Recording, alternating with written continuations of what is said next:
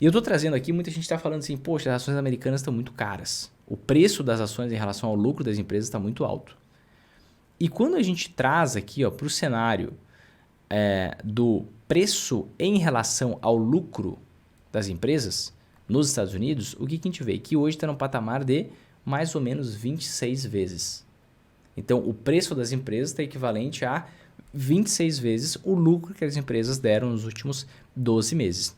Se você olhar todo o histórico lá, desde os anos aqui, 1800 e bolinha, você vai ver, poxa, na época, realmente, o preço-lucro médio aqui das ações estava na faixa de 15 vezes. Mas quando você diminui um pouco o horizonte e você entra aqui para os anos aqui, 1900 para frente, você vê, poxa, de 1900 para frente, a média era 15 vezes, até ali mais ou menos a década de 90. A partir da década de 90, vamos dar uma olhada no que aconteceu, que é o retrato mais recente. O que você tem? Você tem um preço em relação ao lucro que vai ficar nessa faixa de 20 a 25 vezes. Ou seja, as ações nos Estados Unidos, eu particularmente não considero que elas estão extremamente caras. Justamente por conta disso. Não adianta eu comparar o cenário hoje com tecnologia, com internet, com tudo mais, comparar lá com 1800, onde o foco era petróleo e mais algumas outras coisas. O mundo muda muito com o passar do tempo. Então, olhando uma janela de tempo aqui dos últimos 30 anos, eu vejo que os preços estão mais ou menos na média. E eu não vou querer que as ações americanas tenham o mesmo nível de preço que as ações brasileiras. Você está brincando com a minha cara. O PIB per capita dos Estados Unidos, $70 mil. PIB per capita no Brasil, $7.500. Como é que você vai comparar e você quer que as coisas tenham o mesmo preço?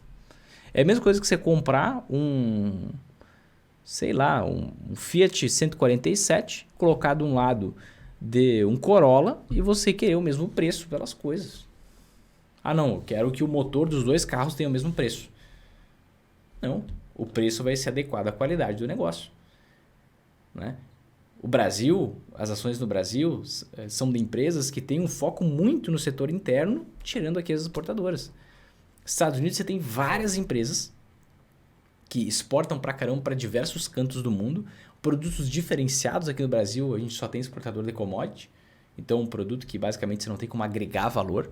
Né? Nos Estados Unidos você tem tecnologia envolvida, você tem diversos outros pontos. Além disso, você tem um mercado interno muito mais aquecido, com poder de consumo absurdamente maior. O salário mínimo é praticamente o mesmo, gente, no Brasil e nos Estados Unidos. Só que a diferença é que lá é em dólar e que em real. E a diferença é que lá os preços das coisas são muito mais baixos do que aqui. Por quê? Porque a gente tem uma inflação elevada. Então você tem um poder de consumo maior naquele país. Se você tem um poder de consumo maior, você tem um consumo maior. Se você tem um consumo maior, você tem empresa vendendo mais. Se tem empresa vendendo mais, tem lucro que com o tempo passa a crescer mais. E mais previsível. Então, você não pode querer que o preço das ações dos Estados Unidos chegue perto do preço das ações do Brasil, porque você está comparando um Fiat 147 com um Corolla.